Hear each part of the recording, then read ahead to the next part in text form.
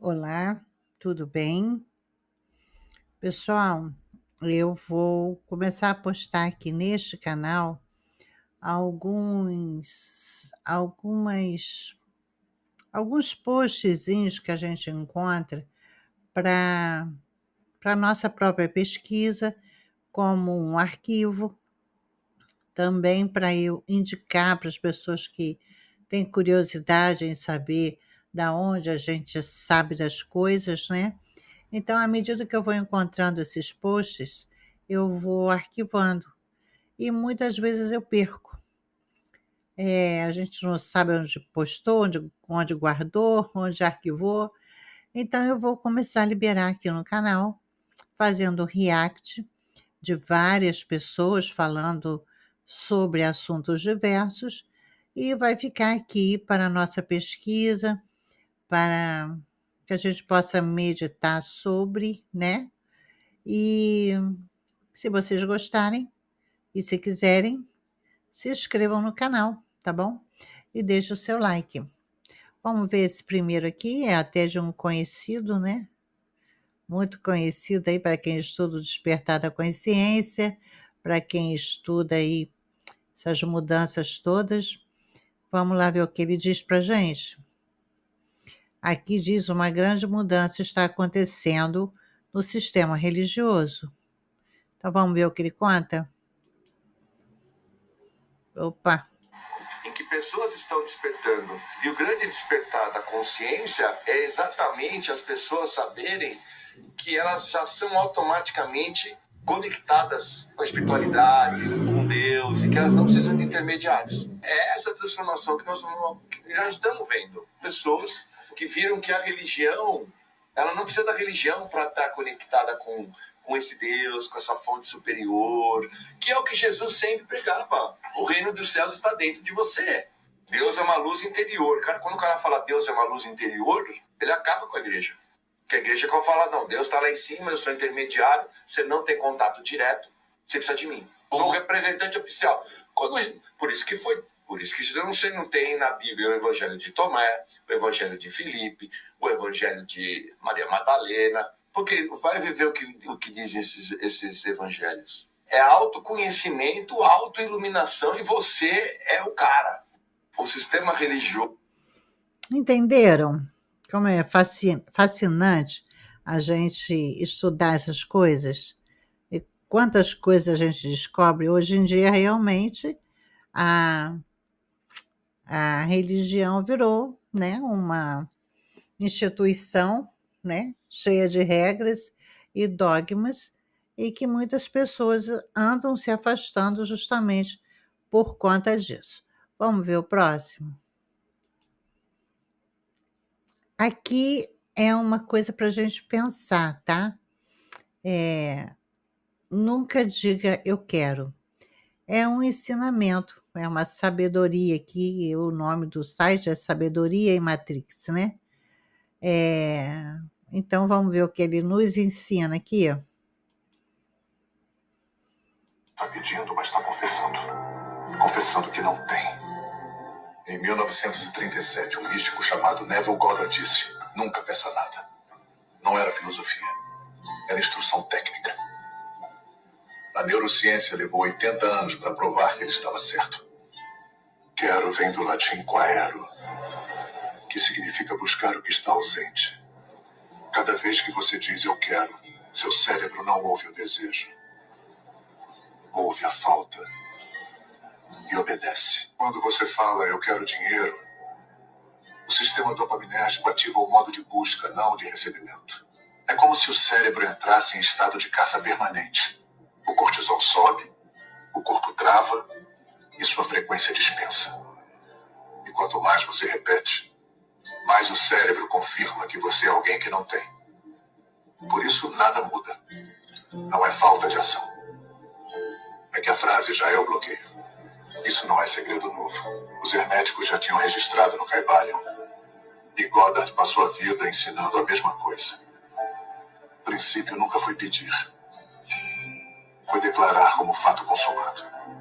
Não eu quero, mas eu sou. Duas palavras que vibram em frequências opostas. A chave não é querer mais. É parar de querer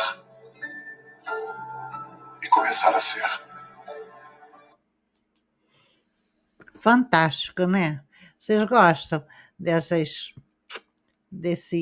insights que esse povo tem aí, muito sábio, e que traz pra gente? Eu amo, gente, eu fico fascinada.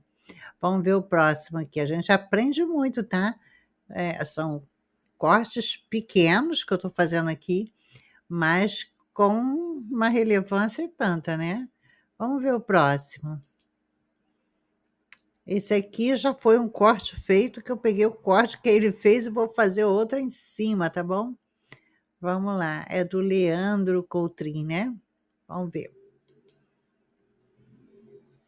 Nem percebe. Mateus capítulo 4, versículo 5. A Bíblia diz que o diabo levou Jesus para a cidade santa e Olha, colocou Jesus no pináculo do templo. Isso aqui é uma coisa difícil até de se ouvir, porque o diabo levou Jesus para a igreja.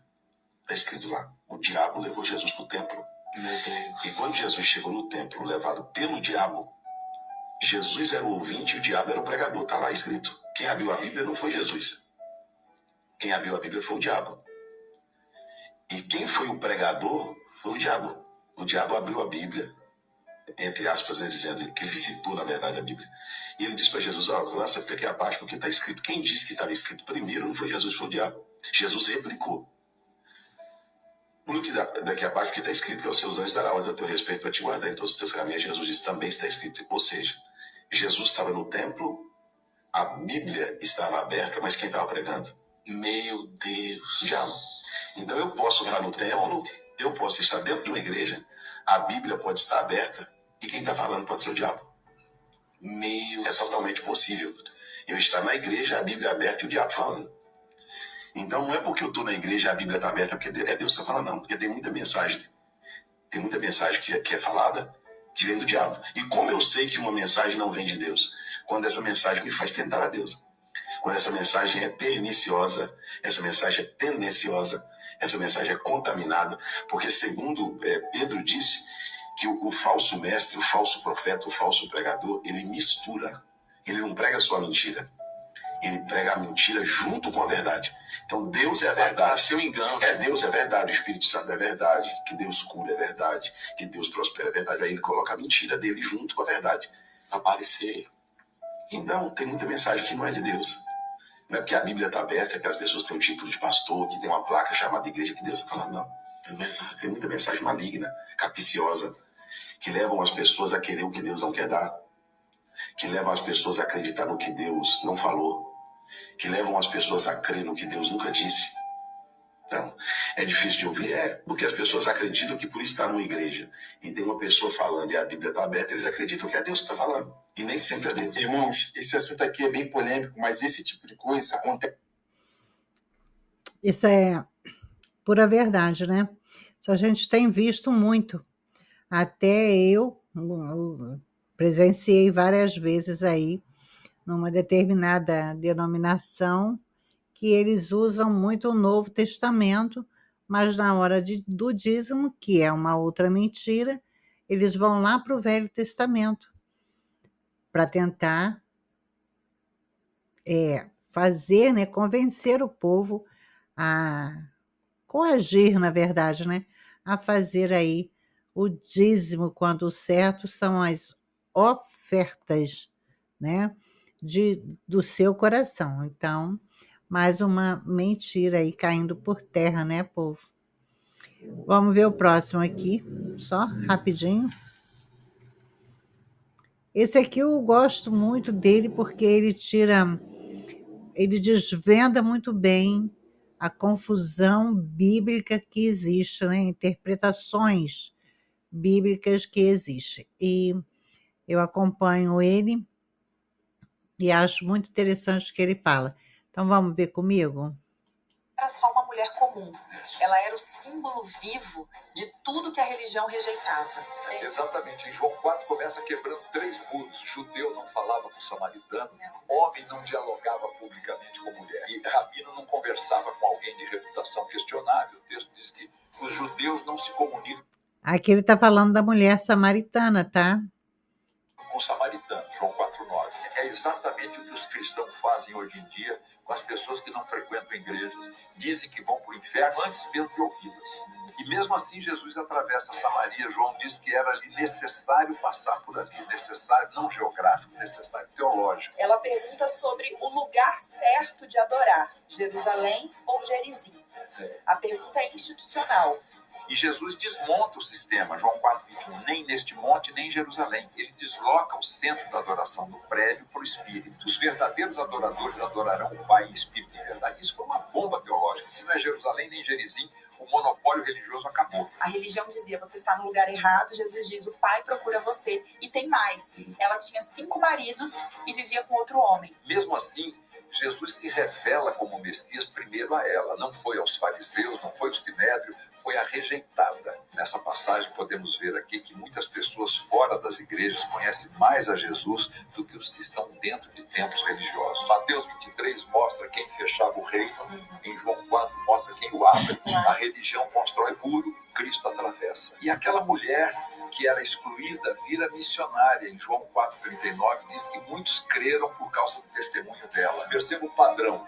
Quem a religião chama de impróprio, Jesus chama de instrumento. Então, quando alguém diz que você só encontra Deus dentro do sistema deles, lembre-se, a samaritana encontrou Jesus no poço, não no templo.